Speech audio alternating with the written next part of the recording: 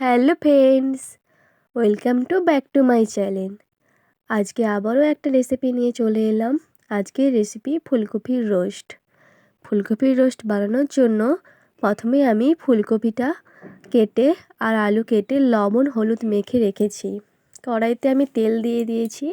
তারপরে ফুলকপিগুলো ভালোভাবে আমি ভেজে নেব। আমি আজকে কাঠের উনুনে রান্না করব। তো দেখো আমি ফুলকপি আলুটাকে ভালোভাবে ভেজে নিয়েছি। আর মশলাতে আমার লাগছে তেজপাতা, পেঁয়াজ কুচি, টমেটো কুচি, রসুন বাটা, আদা বাটা, ধনিয়া পাতা, আর আছে একটা স্পেশাল মশলা যেটা আমি নিজে বাড়িতে বানিয়েছি।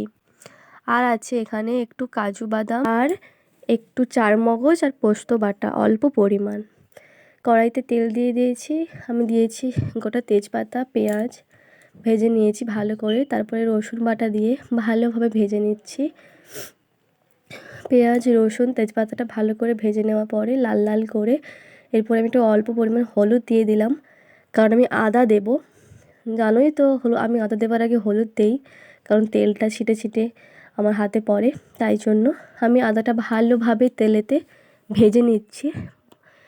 ভালো করে ভেজে নেওয়ার পরে আমি এর মধ্যে দিয়ে দেব টমেটো কুচি। টমেটো কুচিটা ভালোভাবে ভেজে নিচ্ছি ওর সাথে, যতক্ষণ না টমেটোটা গলে যায়। ভালোভাবে মশলাগুলো আমি ভেজে নিচ্ছি। ভেজে আমি টমেটোটা গলিয়ে নিচ্ছি।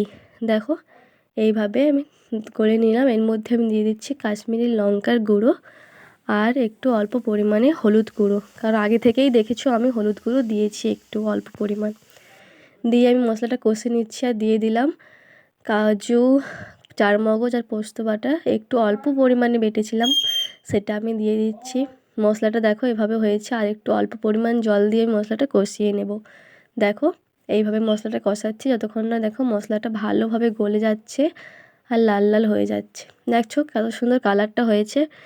এইভাবে মশলাটা আমি কষিয়ে নিচ্ছি। দেখেছো মশলাটা এভাবে কষাবে। এর মধ্যে আমি সব সবজিগুলো দিয়ে দিচ্ছি। ফুলকপি আলু দিয়ে ভালোভাবে দেখো কষিয়ে নিচ্ছি। মশলা দিয়ে ফুলকপিটা ভালোভাবে কষিয়ে নিচ্ছি। এর মধ্যে আমি অল্প পরিমাণ জল দিয়ে দেব। জল দিয়ে আমি 5 মিনিট ঢেকে একটু সেদ্ধ করে নেব। দেখো আমি এটা ঢেকে সেদ্ধ করে তোমাদের দেখাচ্ছি। দেখো সেদ্ধ হয়ে গেছে, ফুটছে। এর মধ্যে আমি দিয়ে দিলাম ধনিয়া পাতা দিয়ে হালকা অল্প পরিমাণে আমি ফুটিয়ে নিচ্ছি। তারপরে এর মধ্যে আমি উপর থেকে দিয়ে দেব আমার তৈরি করা মশলা, গরম মশলা যাকে বলে। এই রেসিপি যদি চাও তোমরা কমেন্টে আমাকে জানিও। দিয়ে দিলাম, দিয়ে আমি তোমাদের দেখাচ্ছি কেমন হয়েছে রান্নাটা।